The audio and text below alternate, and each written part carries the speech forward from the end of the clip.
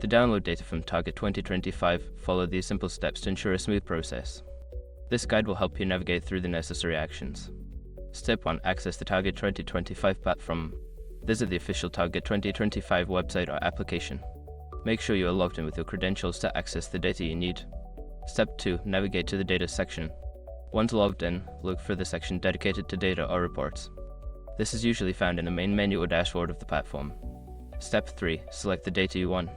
Browse through the available datasets and select the specific data you wish to download. You may have options to filter or customize the data based on your requirements. Step 4. Choose the download format. After selecting the data, look for the download options. Choose the format you prefer, such as CSV, Excel, or PDF, depending on how you plan to use the data. Step 5. Download and save the file. Click the download button to initiate the process. Once the file is downloaded, save it to your desired location on your device for easy access later. By following these steps, you can successfully download data from Target 2025. Make sure to check for any updates or changes in the platform that may affect the process.